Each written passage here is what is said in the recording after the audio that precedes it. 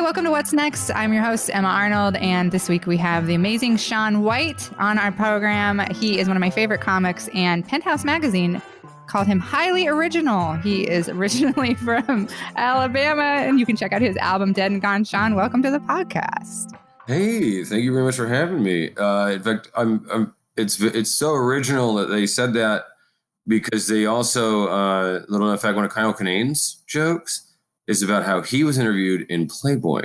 And we both had the exact same thing happen, and where both of our dads went into local grocery stores and went, his dad went like, I need the next Playboy.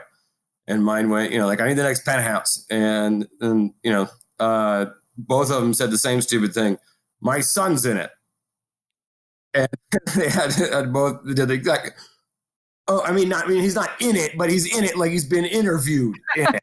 And I wanted to make a joke on that, and then I found out everything to do with that Playboy story. Or Penthouse story. I can't say because Kyle Kinane had the exact same experience, word for word, and I love it so fucking much that like the same thing happened, and you just have to privately like enjoy it. Yeah, I was like, God damn it! And I had it with the knockoff magazine too. So I couldn't even get like the star, the Cadillac here. I can't say, like if his story, like I'm driving a goddamn Geo in mine, like it has to keep up.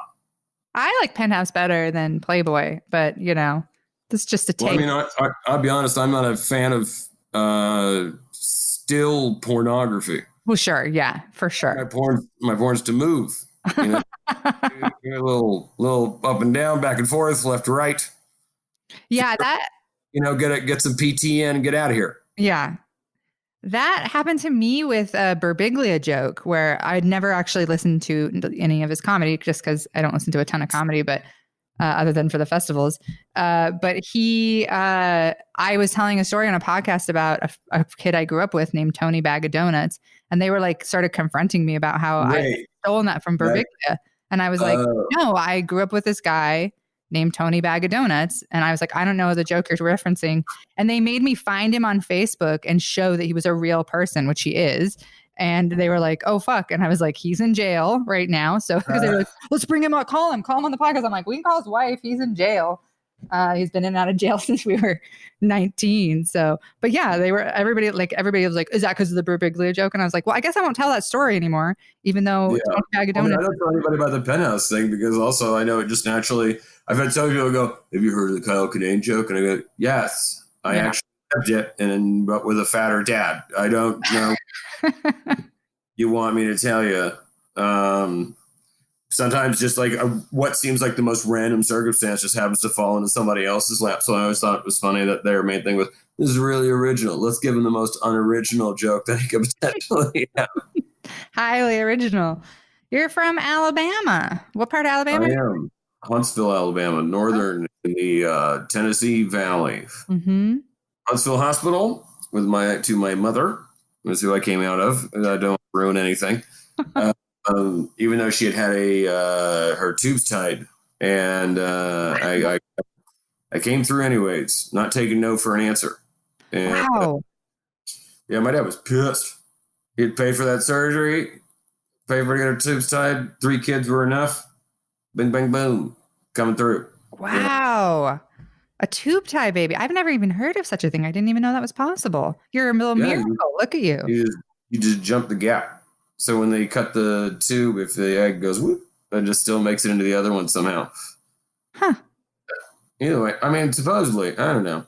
I wasn't there. I kind of was there, but they didn't really tell me too much, Did you feel that growing up? Did you feel the 4th kid? Like, we were done, and then here you are.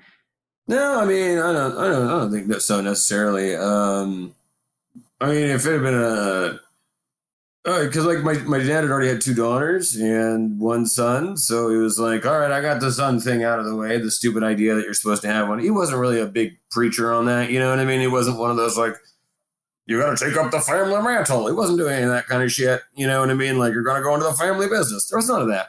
I think he just wanted somebody to relate to. And he got somebody to do a better job raising than he was raised. And then when another one came out, I think he was like, all right, this is fine. Okay. Like, it's healthy. It's normal. You know what I mean? It's not causing any problems. That's fine. It was only a couple of months after my brother was born. So like my brother was born, then like there was a recovery period, then she had that surgery, then she got almost like their celebration of the getting that surgery is what Oh got man. me created. So maybe I don't know, maybe the knot wasn't tight enough. Yeah. Yeah, it wasn't healed all the way. That does happen Yeah. with vasectomies as well. Huh. You gotta Well, stop coming in these people, you know? Like if you want to stop having children, you know. I do know, and I'm Yeah. super done. And it's weird because it's made it so that I'm no longer attracted to men, or people with testicles, I guess. People who Well, can I mean, get those are hard pregnant. to be attracted to, anyways. You know. Yeah, I don't know if it's just a hormonal shift as well, but like yeah, for the like I've always been pretty broadly attracted to everybody, but anybody who can get me pregnant now is a big like nope, no, because it's just I don't want a number 4. It's my kids are almost out of the house. You know, they make condoms, right? Like, Yes, yeah. not all of them have to result in a child. Like, I know, but even when I appreciate the football attitude that every play is a touchdown, but you don't necessarily I'm really go fertile. so hard at life. Nope, I'm a very fertile person, and Maybe see if your kids can take you apart. even, even with Alex got a vasectomy, and we kept using condoms for like 5 months afterwards because I was so worried because I was just still like, and I made him go get tested twice because I was very, very worried about it. So, but now we're shooting clean. Everybody, it's safe, so it's okay. Can just not worry about it. God bless. God bless. I know. You got like 30 more years left in you, child rearing years. No, I have 5. Weird. Yeah, my oldest is 12, so I have 5 years left. I would demand a recount. It is funny because it's everybody our age is just having babies right now, and I'm done. I'm out. Yeah, I'm not planning on having any anytime soon. You guys have fun with that. I am the last of my line, and I'm fine with it. You guys can fuck off. I'm gonna have a dog. That's gonna be pretty cool. Yeah. I'm interviewing to get the dog this Saturday, which will be really nice. Exciting. Yeah. What kind of dog? What's up? What kind of dog?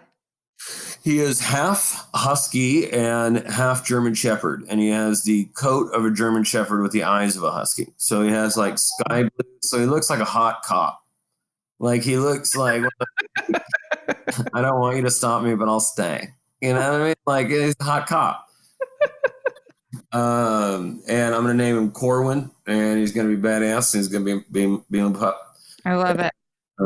Yeah, and I'm gonna have my 2 cats. Ursula and Maleficent, and then Corwin, and it's gonna be great.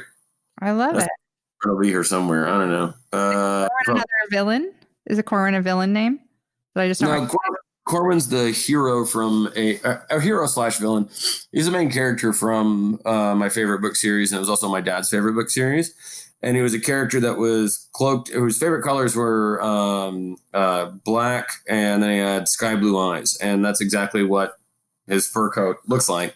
And it's also kind of a homage to my dad, because also like one of the last gifts I got him was like a custom like football jersey. It said like Corwin on the back, because that was like his AOL screen name and everything like that. It was a book series called The Chronicles of Amber that me, him, and my brother all loved.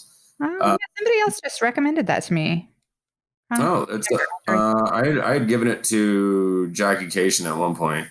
But it's a good book. I like it a lot. I'll check it out. I'm reading the main character who my dog's going to be named after, if they decide to hand over the pup. I hope they do. Do you need a letter of recommendation? I read a really good letter of recommendation. I appreciate it. I do not believe so at this point. They're just doing normal crazy dog people stuff, but should be good to go. As long as the home is clean when they come by to come see it, then we're fine. I can't imagine too many problems. Well, I can't wait to see pictures of this beautiful pup. Oh yeah, well I can send you the adoption ones, but you know what I mean.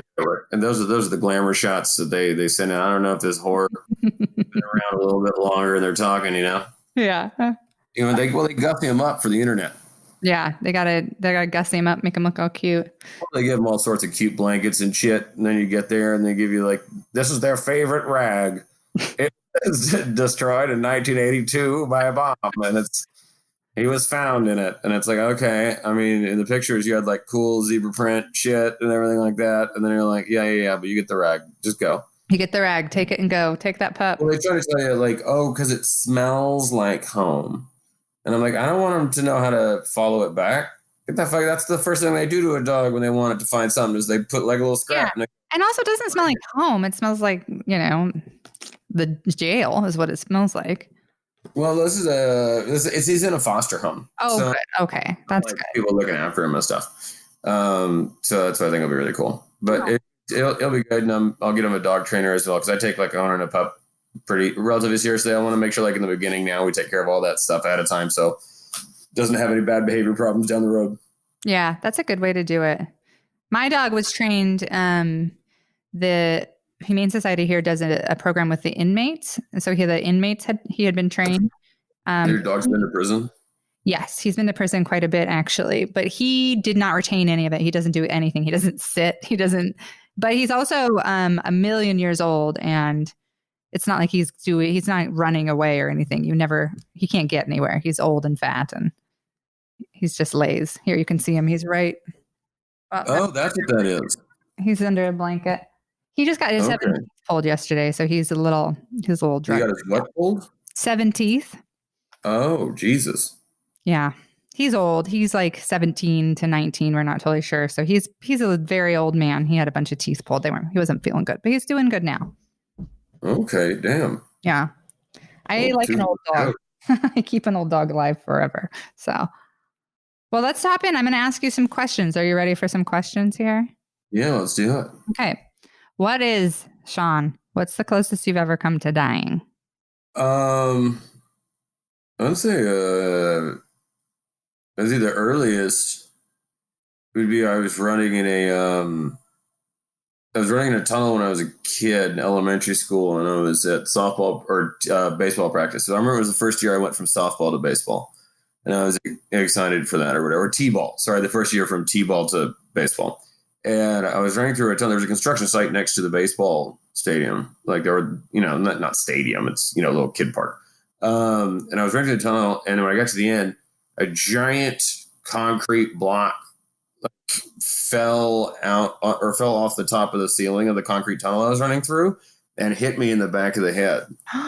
And it split in half. And it's the only time I ever remember being knocked out.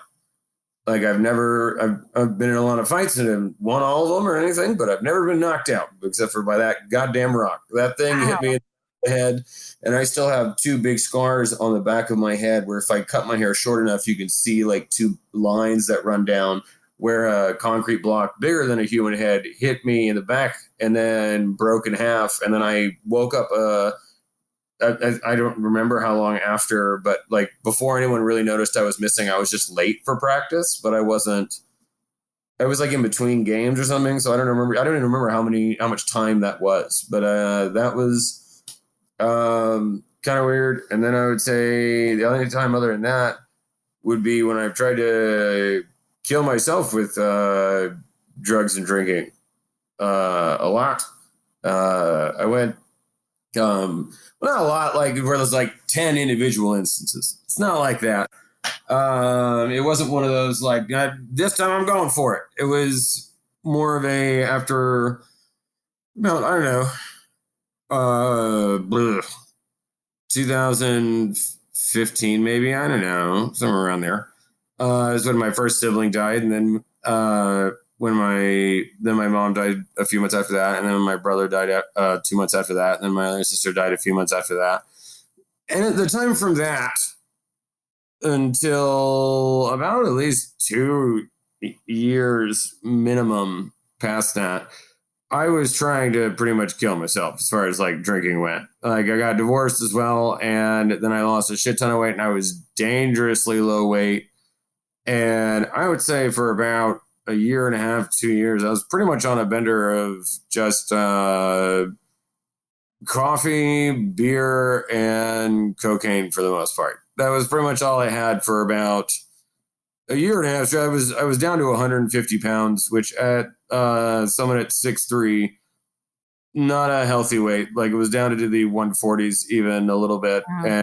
And like where people were worried about me, where I was so skinny and I was getting lightheaded all the time, like where I would like almost faint all the time. And I know it's just like, it must be something else. You know what I mean? The amazing ability to block out any of the obvious fucking reasons why you're not, healthy. And I was also exercising a ton, but I was running a ton. So I had lost over 100 pounds. So I figured because I was like, I had lost a ton of fat as well, that I was going in the right direction. And it was like when I was going too far. And I was also trying to pick fights with just about anybody that I could. I was looking for somebody to do it, but nobody would, which that's not necessarily a good thing, or necessarily mean that they wouldn't later. And I made quite a large number of enemies in that time. In fact, still, I think the majority of the time, when people tell me they met me during this time, it is almost always the same. Where somebody goes, "You remember how we met?" And I go, "No." And it's always someone that like thinks we're like fantastic friends, and it's because we had one really great fucking night or whatever that they remember that I have no idea about. Then it'll be something. I remember one time I was at there's a friend that Jeffrey J, who I had rented his place for a month here when I first moved here to sublet in LA to find a job and stuff. The way he remembers meeting me is we were in a festival. I don't even remember which festival, to be perfectly honest. There was some comic on stage, and apparently I was in the back, and I went like, what's that guy's accent? Boston? And then somebody else piped up and went, he's specially disabled. Like, what the fuck? Like, God. And my only response was, could have sworn it was Boston, and walked away. And it was just like a series of that of just like, I even very distinctly remember saying some of the most arrogant shit I've ever heard of in my. There was one point I had done something where I told somebody to fuck off, something like that. And somebody went, I remember I was walking away, and somebody went like, you think you're pretty badass, don't you? And I went, I do, but not for that. And I walked away again. I don't know. I got really good at like the say something and walk away part of it, but I was egging everybody on to like shut me the fuck up. Like, I wanted out. And I still think like when I'm driving down the highway and I have a semi next to me, I go, my car would fit perfect underneath all those wheels. Like, I still think about that swerve underneath there, but I don't do it or anything. But there was a very strong period of time when I was trying to go out with a bang. I was trying to go out on top, filled with drugs and everything like that. But also, I don't really have it in me to do like 5-day things or not have a job as well and pay bills. Like, so I could never quite commit. I could risk my job, but I wouldn't outright lose it. You know, like I'd be really late for work sometimes, but I'd still bother making up an excuse instead of coming in and saying, I fucking quit, I die. You know what I mean? I would never really go what was required to get it done. And so it was like, I was just edging myself to see if I, in fact, actually enjoyed the idea of dying. And really what I ended up finding is that by trying to kill myself, I, ended up finding everything that I enjoy in life by stripping away all the things that I thought I cared about that were preventing me from doing all these things. That didn't mean that I wanted to live that life or be that way, but definitely the experience of living it made me realize, there are a few more paths here than I could take, that it doesn't have to be the one I was going down, and it doesn't have to be this one towards the ditch. I can pick a middle one and understand that I'm more invincible than I think. I can stand more than I think. I'm not going to cape so easily. And if anyone is going to end this, it's going to have to be you, dumbass. Like, you're going to have to actually commit. So either commit to this or commit to something else. Like, you're obviously committing to the drinking. Well, like, get the fucking point. Like, what are you trying to do here? And like eventually, like, stand up ended up pulling me out of it and saving me and that stuff, and that sign of like being on the road and everything. But I didn't mean that I also wasn't risking everything with drinking and driving and doing everything. Just being didn't matter how late I was up, as long as I had a bag of cocaine in my pocket. Who gives a shit? Let's ride this state line. You know what I mean? Like, just doing blow and bathroom gas stations in Vegas in between there, and others like going on long haul hikes between. Just almost getting kicked out of VIP room strip clubs for taking pictures. Like, the kind of stupid shit you know not to do. And the sad thing is not even taking pictures of the strippers. Take pictures of your friends. Like, the kind of stuff where you're like, you almost got beat up for taking a selfie. Like, you can't do that in this room. And, eventually it woke me out of it. But I think the closest I'd ever come was that whole blur of a year and a half, 2 years, where I came really close a lot of times and having to go, which is weird. Because I would go to doctors and they'd be like, actually, seems like everything's working out great. If anything, you just seem hypoglycemic. You need some more sugar. And that's because I don't like sugar. And I was like, okay, I'll have a candy bar. And I was like, so literally, I went to the doctor after trying to kill myself, and he goes, have a cookie. Like, that's not, and I didn't exactly do a very good job of it, apparently, because even they were like, the only thing is your triglycerides are on the level for acceptable nature. Everything else is imperfect right below it. I'm like, I have been doing nothing but murdering myself. And I don't even look that old. And I'm like, I'm almost 40, and like, it didn't hurt. I don't know why. Like, I was beating myself up so hard, and everyone just like, all right, that guy's handling it. And it doesn't, I don't know why I did. Everyone else in my family fucking folded like a goddamn laundry, but now I'm the only one who can't kill myself if I try. What years was that? When was that? I would say, let's see, I moved here in 2016, I think, to LA. So I'd say about, actually, maybe in 2013, 2014, in that time period, because then I had definitely my last year I had a bit of Zen, so I wasn't doing it nearly as bad then.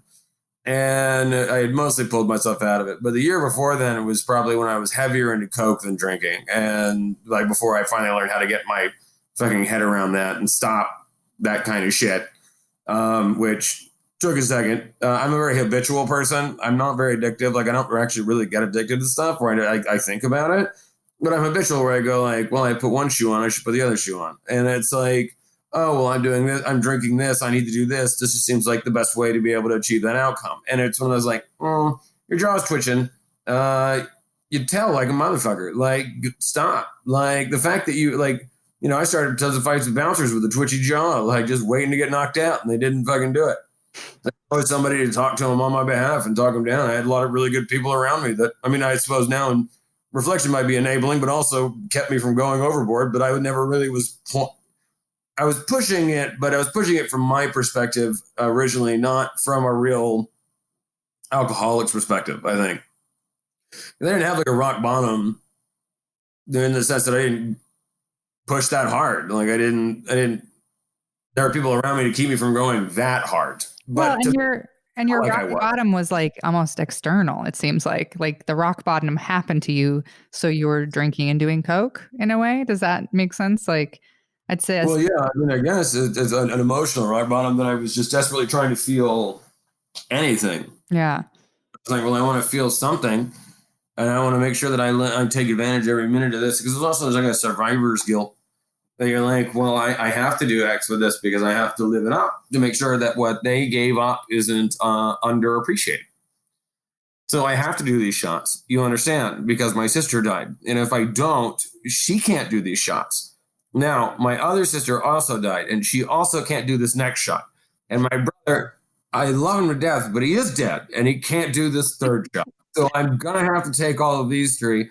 I didn't even give myself one. I don't even need a salary. And I am going to then I have a few more dead people to drink for, and then we'll be good to go. And we had nothing to drink. It was all for them.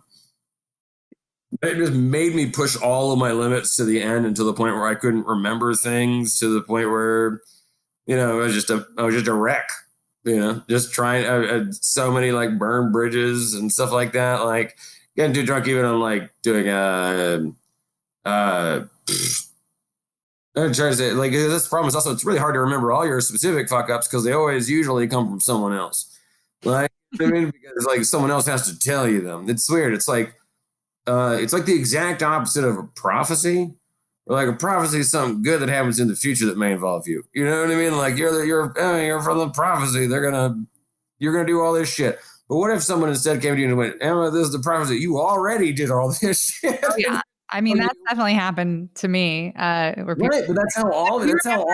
In Chicago, I'm like, that sounds bad. That sounds like shitty behavior. But no. Yeah, and it's like I don't really ever remember any of it, and I have no way to even begin to. Also, it's not like I went and stabbed anybody. I'm not exactly like looking to, clear warrants for my name. It's not like I went absolute batshit crazy. I was just rude to some people. And it's like, all right, well, that has consequences. Totally fine. I understand there are people in this industry who I may have spit on. That's perfectly fine. I don't know. I was gassy. What do you want me to say?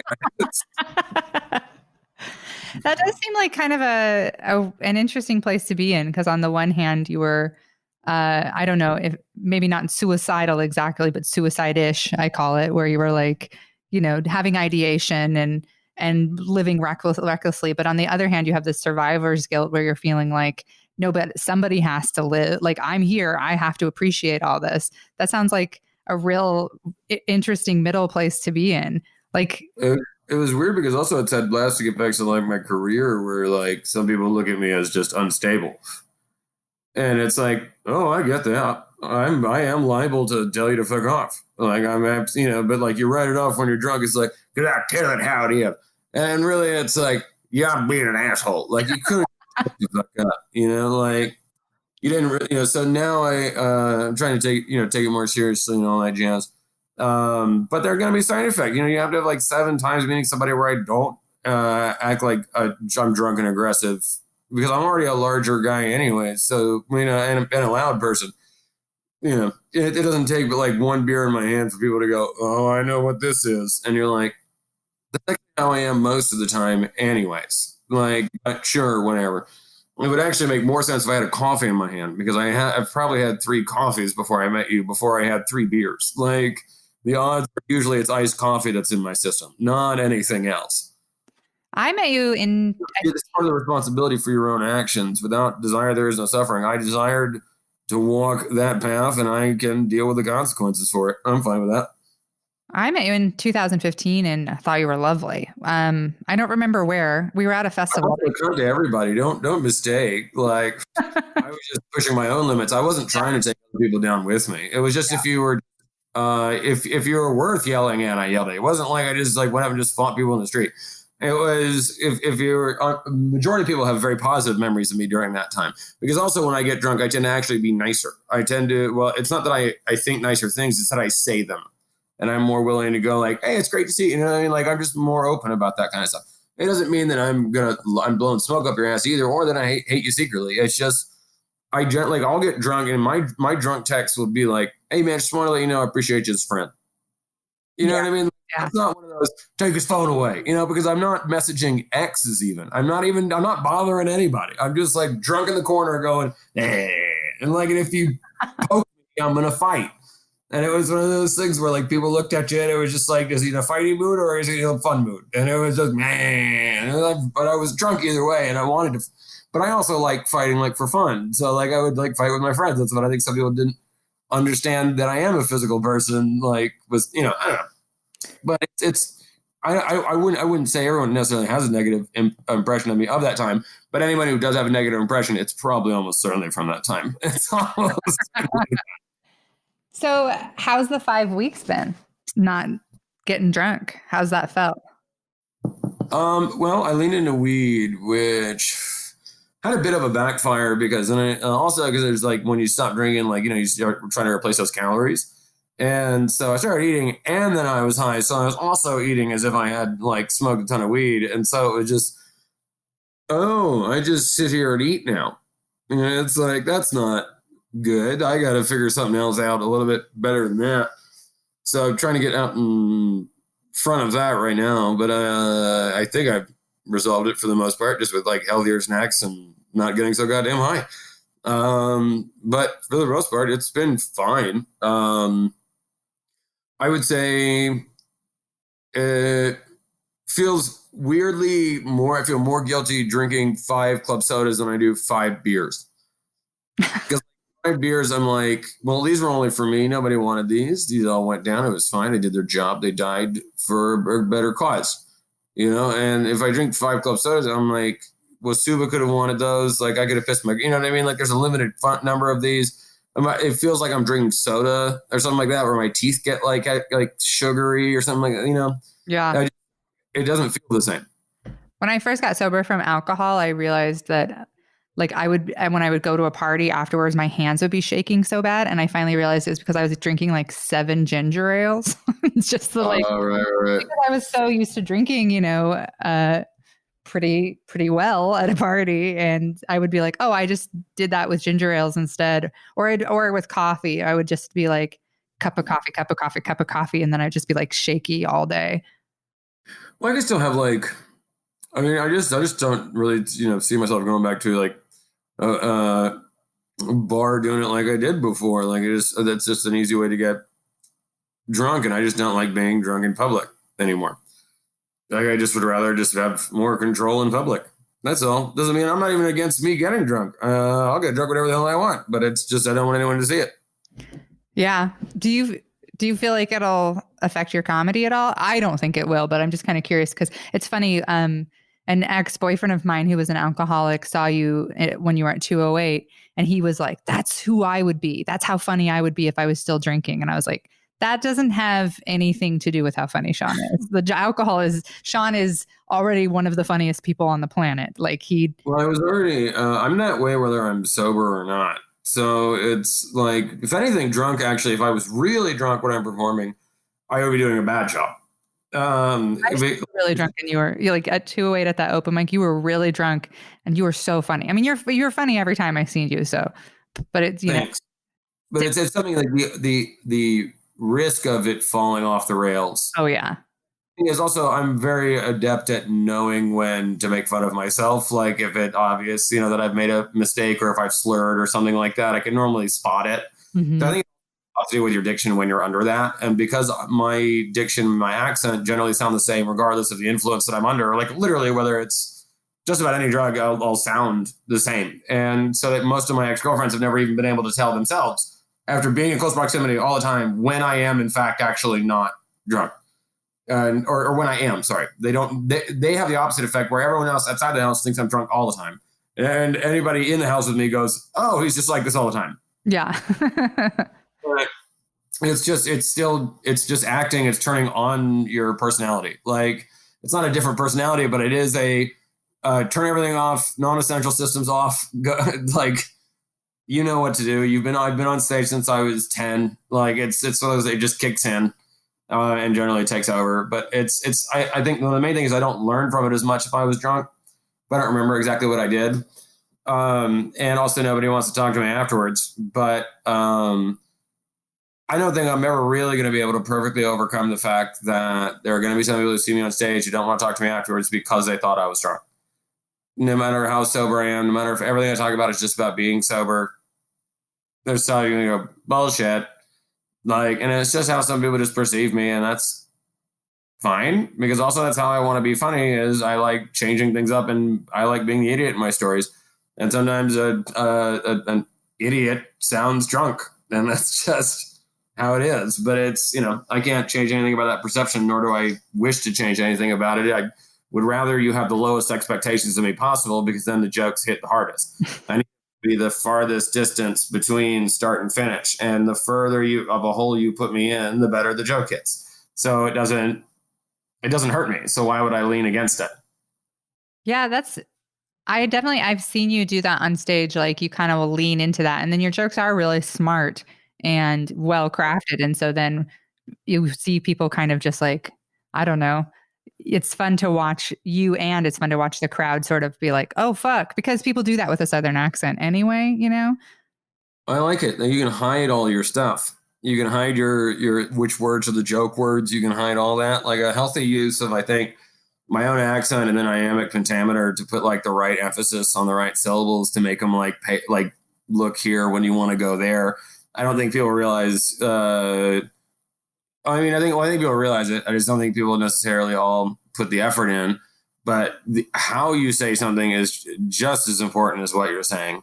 And I think to be a headliner, you have to do both at the same time. Yeah, and there are a lot of people that are great at either, and a lot of people who are great at both individually, but are hard at putting them together. So the way that they sound funny is not the way that they write funny. Like there was it's because just like the way same people are capable of doing characters, they're capable of doing a number of things to like get the laugh or get what they want to say out. But that doesn't always mean that they're a proper marriage together. And that's on it. I think the only thing when people do like a big rant about finding your voice, what's your voice? And your voice is the combination of your own rhythm and your own intent. And if you're able to get the intent and the rhythm together playing the same song, that's your song. Well, that's something that I think is worth finding. But my song just happens to sound like a drinking song. And it's a sea shanty, but a inland one. I'm fine with it. I can't help that. I don't mind it, and I don't mind the crowd that comes with it. They as long as because the people that actually are looking for usually I find that a lot of people either when they find things that they don't want to they're not looking for a reason to listen, they're looking for a reason not to listen.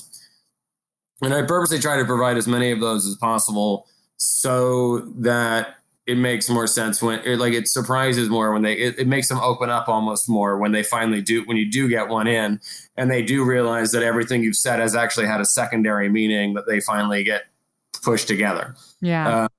So it makes kind of a, actually, as you're talking about earlier, slapping cheese whiz on a piece of meat and throwing it in your face. Reminds me of like the It's Always Sunny episode when Danny DeVito is like just grabbing all these different fucking meats and stuff like that and shoving them in his mouth. And somebody's like, "What the fuck are you doing?" He's like, "I'm eating a hoagie." And he's like, "No, you're not. It's just a bunch of fucking ingredients." And he's like, "I like to make it in my mouth." Yeah. And like, that's what I think of like with jokes. I like giving you all the pieces to it and then watching you put the sandwich together in your own mouth and go like, "Oh, that's what he was fucking saying." And having as many multiple meanings as I can so people find different ones at different times. And you can tell, I can gauge my audience by what they figure out first, like what actually, because it's a good way to know what's too fast or too slow for them or what they're willing to listen to. They may be capable of it. This just might catch them on an off day. They want simpler stuff for right now. So who knows? I mean, that's all like real artistry shit. That's the stuff like, it's funny. I've been missing that, like the being able to play with a pause and a joke where you're like, this hits so much harder if I pause here and then go in, like it's the little things when you do a set over and over and over. And I always love doing a tour where you are like in a different city every night so that you are really just like, 2 shows, new city, 2 shows, new city. And you got to do that for like 2 or 3 weeks. And then by the end, that set is just like, it's so different than when you started, and it's like the cadence is different and the pauses are different, and well, it should be different every time. I think. Mm-hmm. I find I'll repeat a lot of things very similarly, but overall in the set, that's something my mom said that remind when she said when I was doing theater when I was younger, I did it all the way through college, and one of the things she said she loved about theater was that it's different every night. That if one person says one line different, technically every other line after that should also be different to account for the change there.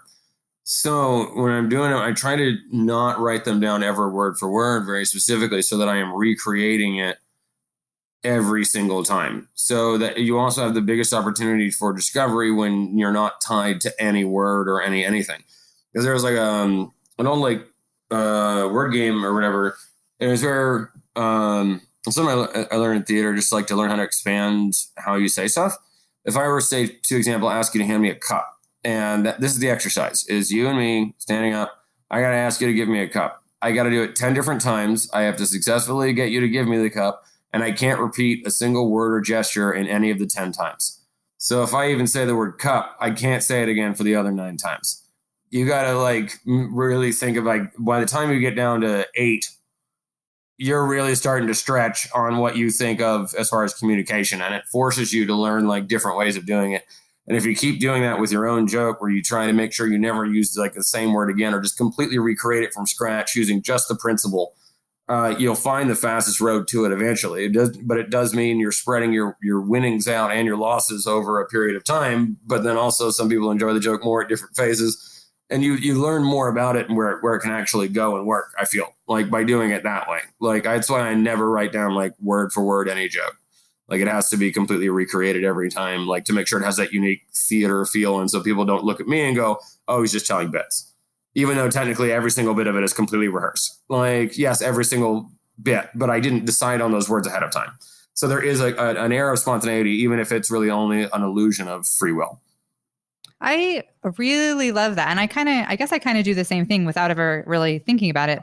Like all my jokes are just one word I wrote down, and I only ever had Yeah. that word, like mime. And I know that that leads into a bit, but I go into it different ways, and like I play with it a whole lot. But it never occurred to me I always was just kind of like, That's a trust you're giving yourself. yeah, it is a big trust. Those are just parts where you decided to stop nitpicking. Exactly. And also is the biggest area for freedom sometimes.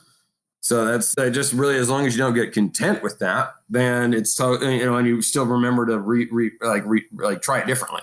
Because otherwise you can also have that same feeling because you just already have every word memorized, and so like as long as you're rebuilding it from scratch, it should always be a little bit different. But no, you can't tell it different every single time. Like, I don't get me wrong. Yeah.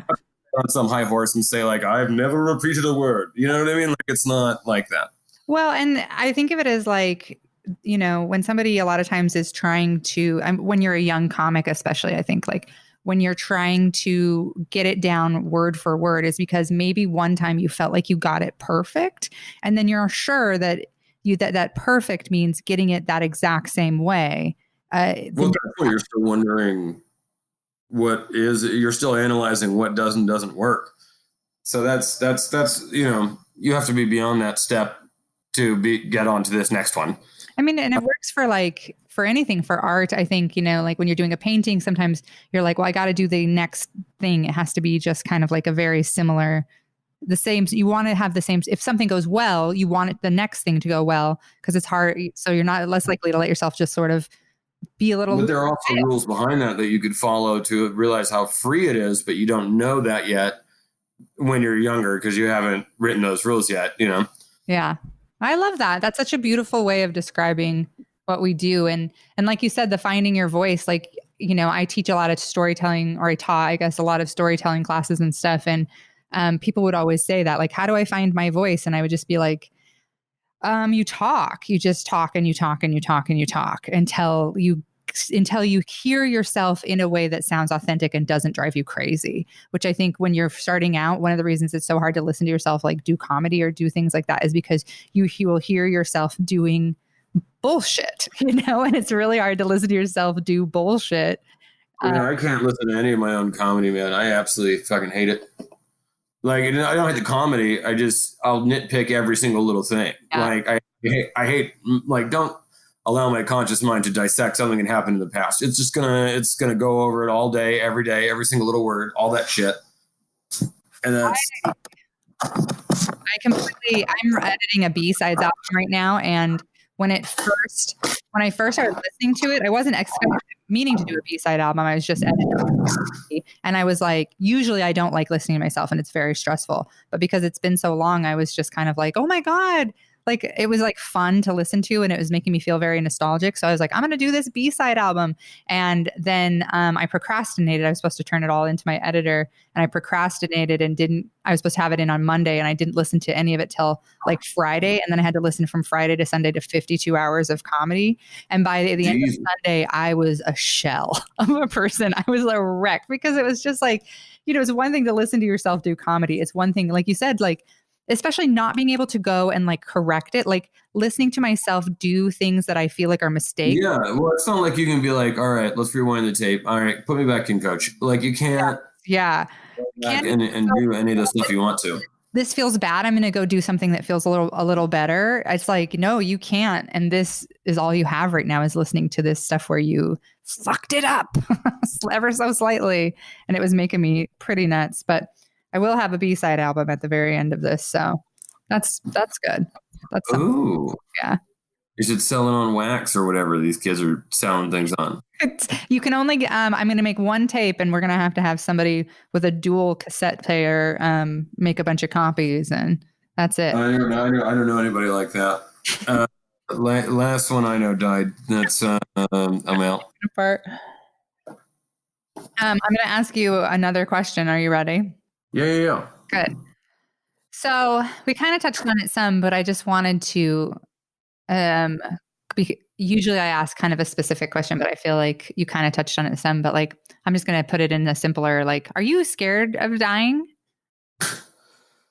No, it took a while to get like some comfort with that, but no, no, I made myself a promise. You obviously nobody else is gonna be able to see, but for every smile taken, I'll make two more. Oh, And it's real simple. Every time I think about anything that I lost, I think about, well, then I got to make two more people happy to make up for it. Now, originally that was a kind of hard process. Think about lots of sad things, didn't have a whole lot of opportunities. Eventually, I got to be able to have two albums down. I got to tour the United States. I got to do a lot of good and make a lot of people smile. And I know that even if I die, they'll continue to make some people laugh every now and then, which means eventually, mathematically, I will win. I will have created more smiles than I lost. And that was important to me. And also, I don't really care because there's nothing I can do about it. And I've already realized very forcefully how pointless it is to struggle anything to do with fucking death. I don't argue with it or anything anymore. I know how it doesn't make any sense. There's no reasoning to it. I've already given up so many times. I'm trying to like, why? Why this? Why that person? Why this time? Why this way? Who gives a shit? Like it's either even if you kill yourself, you don't even get to clean it up. Who cares? Like you don't get to even like. Do you understand? All these people that shoot themselves in the head, all the maids that have to clean up all these brains. It's just, I mean, I don't know. I don't really care anymore because and also here's the other only options. Either one, I die and I go to heaven and my family's there and everything's cool. Either two, I die and I go to hell, and then I go like, I didn't believe believe in you anyways. God, fuck you. You're fucking. Can't believe you do this. I thought I was a nice guy. Or I'm gonna die. Nothing's gonna happen, and I won't know, so I won't care. Can't care about what you don't know. You don't miss. So as long as I lived up to the standards of the God I believe exists, and I made it, which is really just making sure that I live to a standard that makes my family happy, and makes me think that they would think that I took advantage of the gift that I was given and made them proud. I don't think it matters because you don't get to choose when it happens. So arguing over any of the specifics always just seems kind of silly to me now. So no, I'm not scared of it because it would, to me, I won't even know what day that was. I bet you if you'd asked me on that day, I wouldn't remember what day it was. Man, I'm dying too. Yeah, when no one's there, going to die and be like, Tuesday. Like nobody thinks about that, Like it's not such a conscious choice. Like, you got to let it go at a certain point. Like that's the kind of control people want to have over it. Is they want to know, like, I want it to be like this, and I want to be like this, and I want everyone to think this way. And it's like, why would you give half a shit about the world once you're gone? That's the whole point. That's the whole cool part of dying. Is not caring anymore about what happens here. That's why some people literally commit suicide because they're like, I want to not worry about this world anymore. So the fact that you're just like, no, I want to die and I still want to be a part of it, fuck off. Like, you don't even know what's out there and you're already determined you want to stay here. That's like such a fucking high school thing to say is going to college. I'm going to come home every weekend. I promise I'll see you, Tommy. I love you. You're not coming home, bitch. Like, you're going to have fun. Like, go out there. That's beautiful, Sean. I think that that's like because I think that that's for me, what I've noticed with dealing with my own mortality over the last year is that it's really that like it comes down to control, like you said, like wanting to control the circumstances. And you can like you see enough 20-something-year-old siblings die with cold cream slathered on their face, you realize it doesn't fucking matter. Like, and when the doctors even at one point even tell you, we don't even know why this bitch died. You're like, excuse me, doctor, that is my sister. Please stop calling her a bitch. But he won't. He's a rebel. Now, they had one sister they couldn't still even tell us why she died. And it's like, what do you do? Like, do I hunt down the doctor that did it to try to find the reason she died? Look, I don't know what the fuck. I don't give a shit. None of it's going to change anything. Like, who cares? Just move on with your fucking life. And you can't, and it really taught me that I can't control my own death. You know, like my dad was listening, was like, don't hate on me if I commit suicide and my brain goes. And then his brain went and he forgot his suicide pact. That's the fucking worst goddamn thing. And of course, that's the first thing you fucking forget, you coward. Live up to your end of the bargain. He was supposed to kill himself, and I had to watch him die slowly. Rude. He fucking had it. He meant, like, why? But the fact was, he was trying to control it. Mm. When he first found out that he had stage 4 lung cancer and was just about to die, first off, he had the volume on his phone so loud I could hear it from the other side of the car. So it wasn't a surprise. You know what I mean? Like, and then he goes, pull over. We're going into this Golden Corral. I'm serious. He took me to a Golden Corral buffet to tell me that he was dying. And then one of the first things I did, when I looked up life expectancy, it was just like 1 to 4 months. And he was like, I'm going to make it at least a year. I'm like, okay. I couldn't even fake, of course you will. I was just like, okay. And you don't have any control over this. Like, but sure, I'll hang her. I mean, I'm obviously going to be here as long as you're here. There's not a time limit. You know what I mean? I'm not going to be like, look, dude, I need to wrap this stuff up. Like, you know what I mean? Like, it's not it's not a TV show on FX where like I have to like inherit the crown by killing him faster. Like, it's not, you know, so live as long as you want, but you don't have any control over it. And I don't either. Like, I'm not going to try to project my control on yours. I care, you know, as little about how I die as whether you get a tattoo on your ass or somebody else gets an abortion or somebody. I don't give a shit what you do with your body. It's your temple. Burn it down if you want. I don't give a fuck. I don't understand why anybody else tries to control it. You don't even control when your own temple crashes. So what do you like if you can't even control it? Like, and people are worried running around telling other people what to do with their bodies, and they don't realize how pointless it is because they can't even control their own. How long did he live? Like 2 months. 2 months? Wow. 2 months. That's quick. Made it through chemo just to die. And oddly enough, here after the chemo. You know? Yeah. But yeah. So I don't understand that. You know, I mean, I understand the point of going like I'm gonna be here for you, but I just didn't realize how disconnected I had become to those weird social ideas of I'm gonna fight for you and stuff like that. And it's like, no, you go in peace. I'm just gonna be here and I'm gonna love you and take care of you until it's time. And I'm you know, when you lose everybody else in your family, you just already make peace with the other one dying because everyone died so fast. It was like a spaghetti western when we're both looking at each other, seeing who's gonna drop first. You know, and so like after years of that, and then finally letting it go and getting to know each other and loving each other and everything for years, it was like, all right, well, I'm gonna have it eventually. This sucks that happened now. It was a very bad experience. Don't get me wrong. I'm not trying to say like it's not, but it was something that it doesn't. I don't question the universe anymore when somebody dies, or if the idea of my own death comes up. I just go, yeah, that sounds like Earth. Yeah, that sounds like I've known so far of life. So checks out. Yeah, the story tracks. You know. Yeah, sounds like what it is. Did you find that you talked earlier about a little bit about like the afterlife stuff? Did you find that your opinion of that had changed after losing a lot of people, or were you pretty much like agnostic before, or you just have always? Well, I was always, if anything, I was Buddhist, if anything. And no, it didn't really. I mean, it solidified a lot more, and like what it meant, how my interpretation of it was only important to me solidified more. These are things that I knew mentally. That if someone was like, "What is heaven?" Well, I think it's more like what everyone else wants. You know what I mean? Like I would have had ideas on it and opinions, but I wouldn't have had like, this is what I choose to think. Leave me alone. These are load-bearing beliefs at this point. They hold up a lot of sorrow. Don't pull any of these bricks, please. It's not going to be pretty if all this falls down. Like this has made I've made a pretty good life out of this shelter. Don't attack this.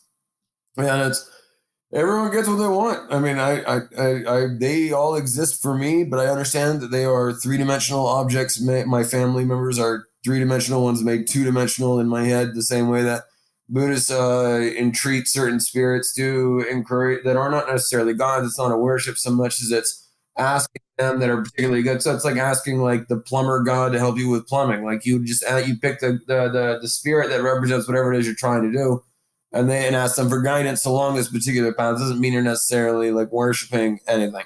And they all became different totems for me where they all represented different things. There's also, this is my luxury. These are my choice and my memories that I am turning them into. So I have no, um, no weird opinions that they're really around or any other kind of creepy stuff or anything like that. Just they're what I want them to be, whenever the hell I want them to be it, and I have full control over it, and I enjoy it, and they're my toys that I'll play with when I want in my head. And one of the best things I think about the recovery that I went through was learning how to create a place of solitude within yourself that you can go so far away without moving that people have to yell your name to bring you back down to reality. If you don't have the ability to leave this world, you're stuck in it. And I would recommend finding an out. And it's a cheesy book, but it's kind of like what brought me onto it and what made me focus on it was Letters to a Young Artist by Maria Rainel Rilke, and a German poet.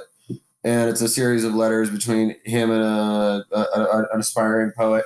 And he talks a lot about being able to create that space within yourself so that you can scream, yell, fly, see anything you wanted to see, imagine anything you'd want to imagine, but just create a world that you can get lost in, that'll give you shelter from this one.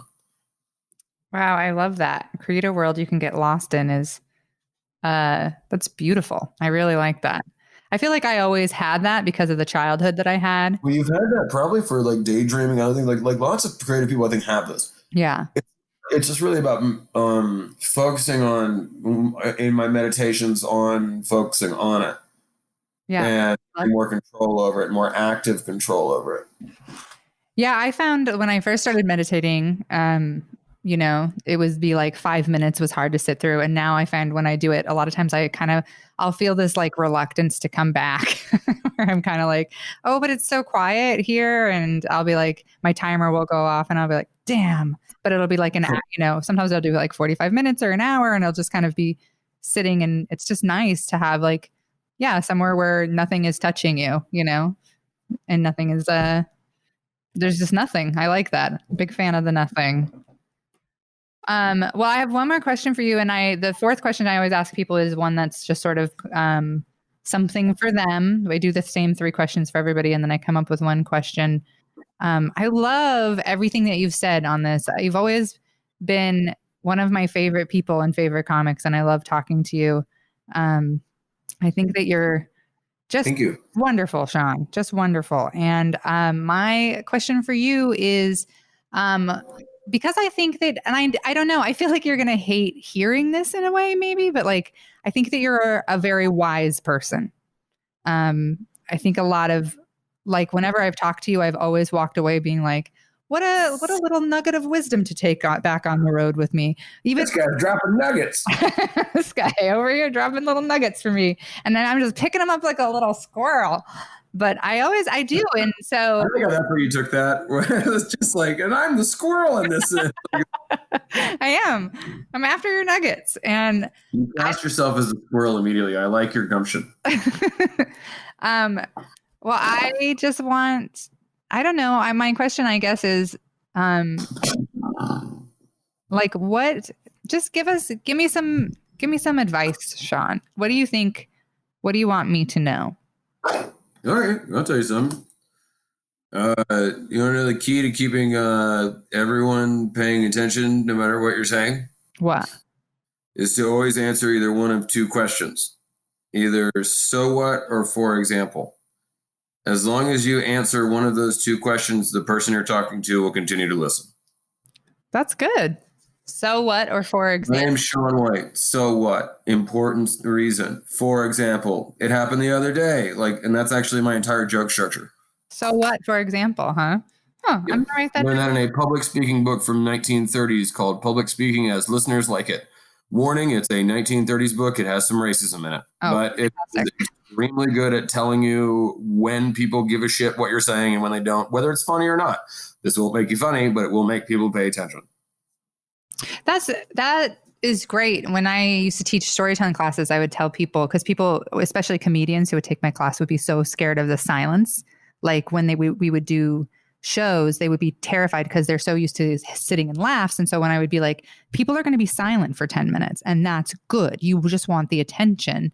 And I would say, whenever you think you've lost them, just take a deep breath and look at their faces, and they will take a deep breath with you. Like if you stop and go like, everybody will kind of. They need the time to ask themselves that question. Mm-hmm. You forget that it's a one-sided conversation. It's not a monologue. So you need to give them time to think and breathe just like you would anything else. And what are they thinking? They're thinking either so what or for example. That's it. Yeah. The only thing they will ever think in response to anything you say. And if you didn't answer it with the next question, and also this cuts the fat in your jokes, because then every setup is in itself another punchline, and then the next punchline is also set up for the next one. Because to keep it that tight and answer those questions, as long as you stick to that, you'll never say anything that wasn't important. I love it.